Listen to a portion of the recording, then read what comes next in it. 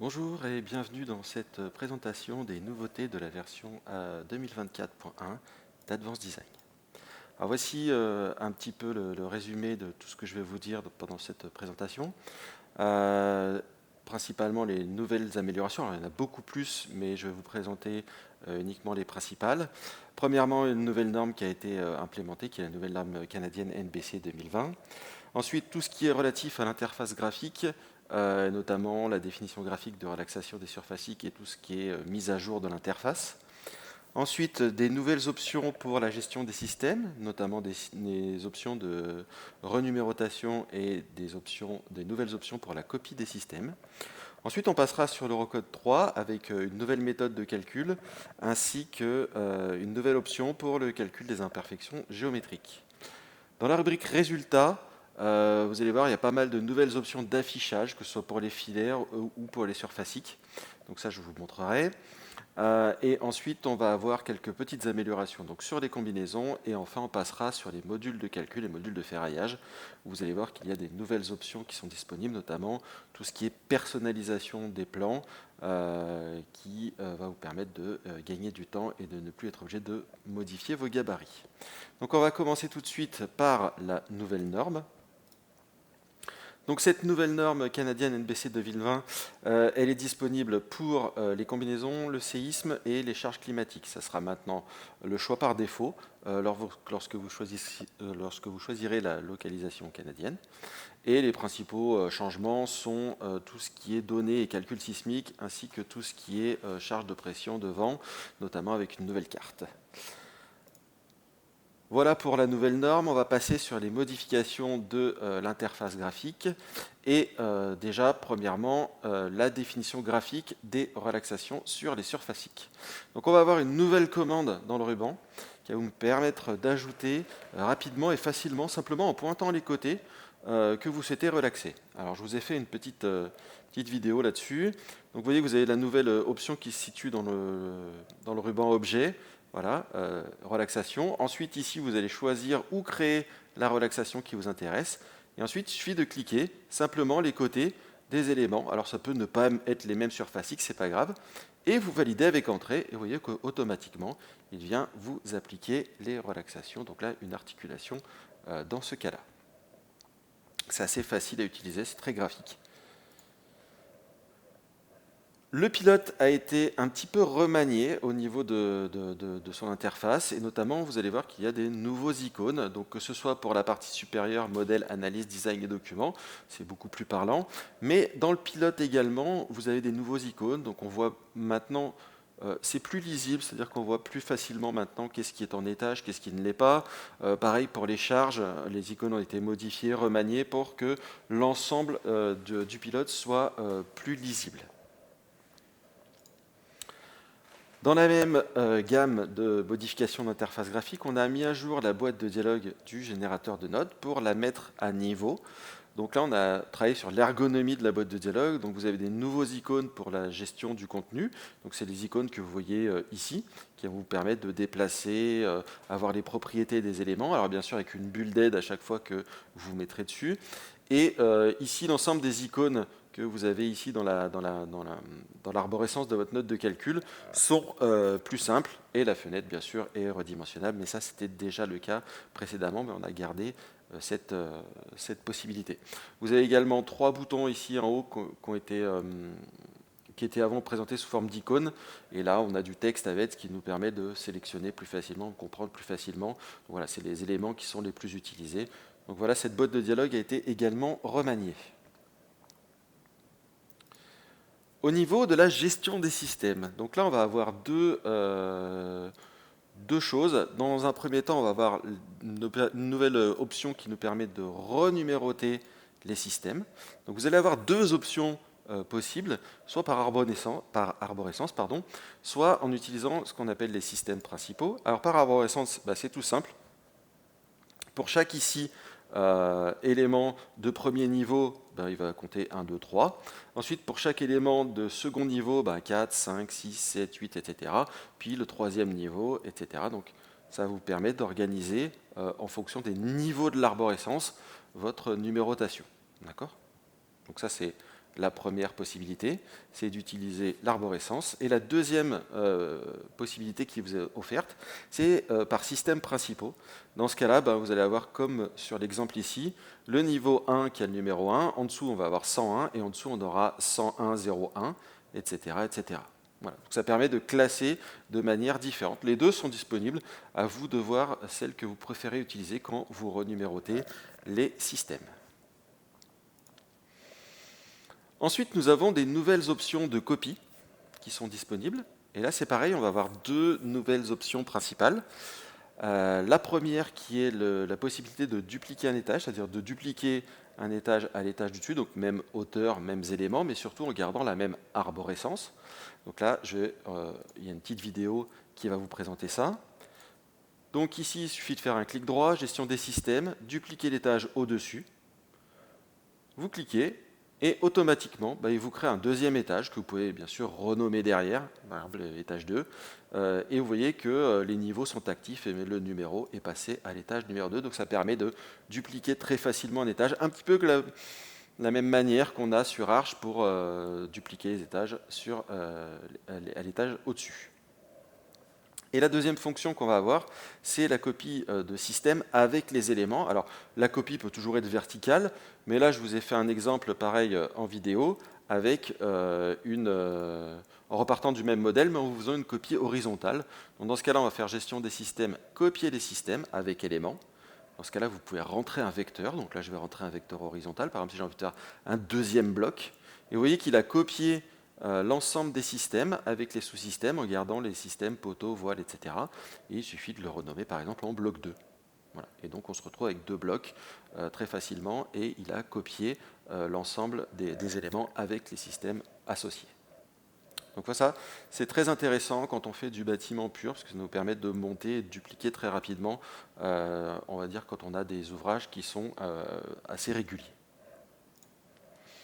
Au niveau de l'Eurocode 3, on va avoir quelques petites améliorations, notamment au niveau de la vérification des voilements de lame des sections en I. On va avoir une nouvelle méthode. On avait précédemment, déjà en 2024, intégré la méthode des largeurs efficaces, qui fait appel au chapitre 5, 6 et 7 de l'Eurocode 3, partie 5. Et maintenant, on a également implémenté la méthode des contraintes réduites, qui est le chapitre 10 de la même norme. Généralement, on utilise ça plutôt pour les poutres en I de grande hauteur. Et ça vient bien sûr, vous avez besoin de remplir et où vous pouvez utiliser tout ce qui est raidisseurs longitudinaux et transversaux que vous pouvez régler directement depuis la fiche de propriété d'un élément. Donc c'est la petite image que je vous ai mis en place. Pour les imperfections géométriques, là c'est pareil, on va avoir une nouvelle option. Avant, il n'y avait pas d'option à cet endroit-là. Pour la génération des imperfections, maintenant, on a plusieurs choix. Donc avant, ce qu'on faisait, c'était uniquement pour les combinaisons dimensionnantes. D'accord ? Maintenant, vous allez pouvoir lui demander à ce qu'il génère les imperfections pour toutes les combinaisons. Ça permet de couvrir tous les scénarios. On s'est aperçu que parfois, sur des scénarios bien spécifiques, il pouvait éventuellement manquer certaines combinaisons. Donc en choisissant pour toutes les combinaisons.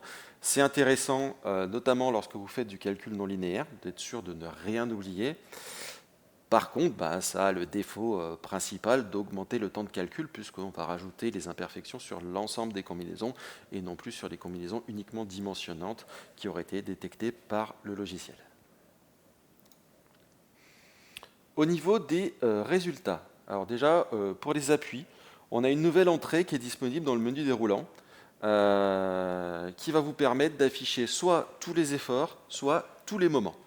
Donc vous le retrouvez en fait dans la boîte de dialogue où vous pouviez choisir fx, fy, fz, ainsi que les moments. Là, il suffit de choisir tous les efforts ou tous les moments. Et donc, comme vous le voyez sur l'image qui vient d'apparaître, ça vous affiche directement fx, fy, fz d'un seul coup sur les appuis. Pour les surfaciques, on va avoir un nouveau mode d'affichage qui va vous permettre d'afficher simultanément la valeur sur la grille et la couleur associée.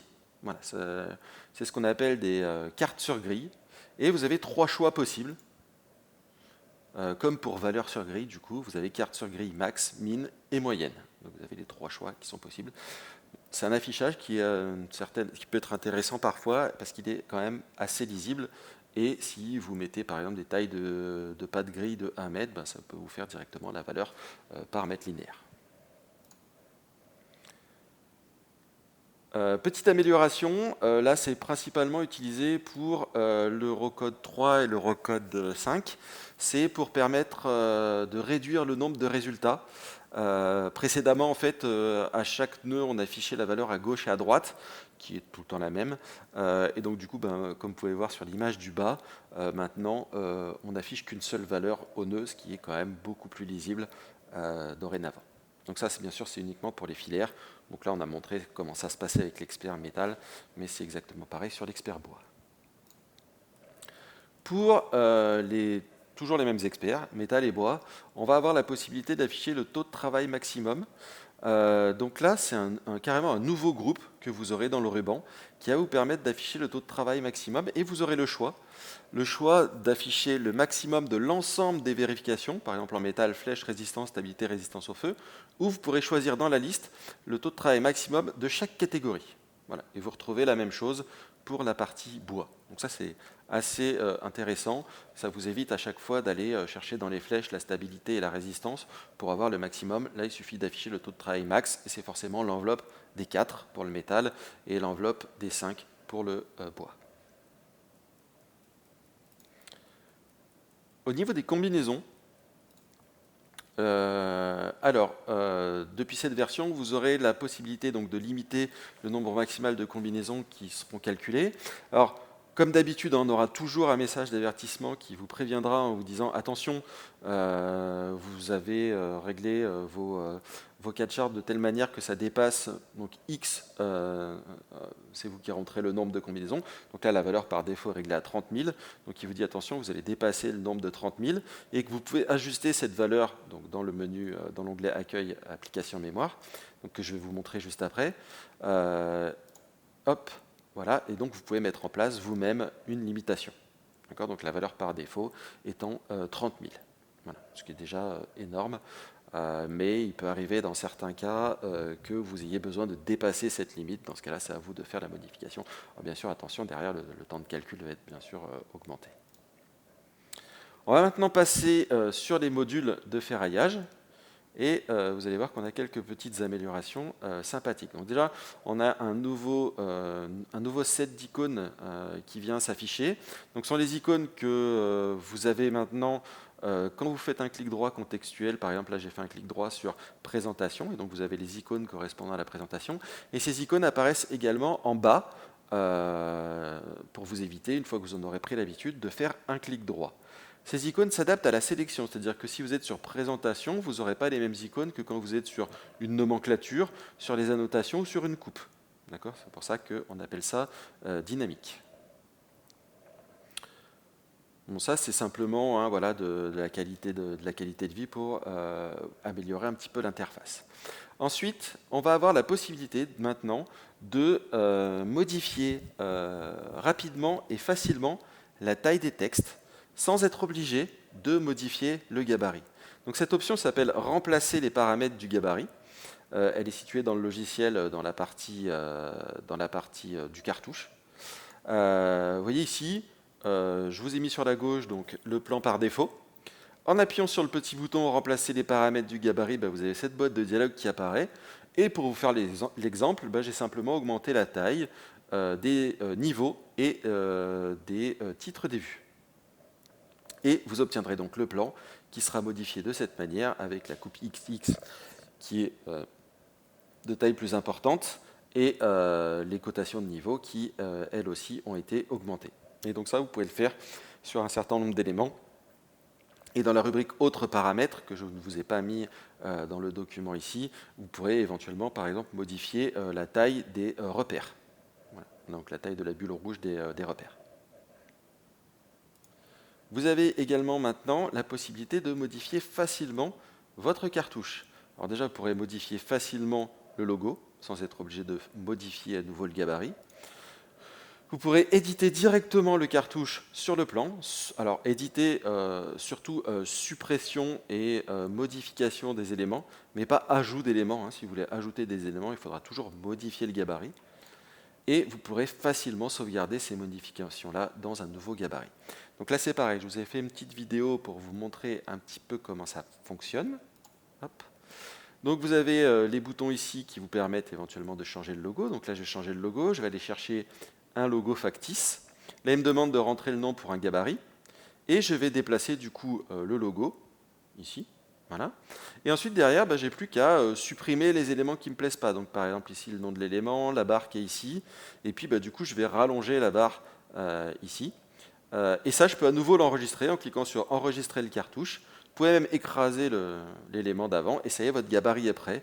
Vous pourrez l'utiliser à nouveau dans n'importe quelle autre semelle, puisque là c'était le module semelle, vous pourrez l'utiliser à chaque fois dans n'importe quelle autre semelle avec votre nouveau logo et les modifications que vous avez apportées au cartouche. Donc ça, c'est quelque chose qui est très intéressant parce que ça vous évite de rentrer dans AutoCAD ou équivalent pour modifier votre fichier DWG ou DWT pour faire les modifications.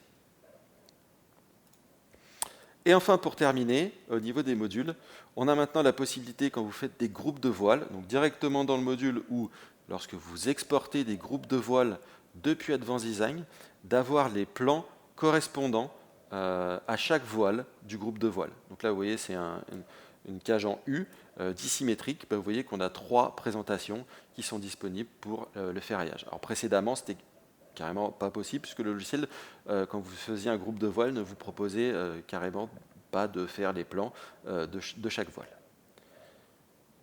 Voilà la présentation des nouveautés principales d'Advanced Design 2024.1. Alors, je ne vous ai pas toutes présentées, mais vous pourrez aller consulter sur notre site Avantage les différentes améliorations qui sont présentes. Je vous souhaite une excellente fin de journée.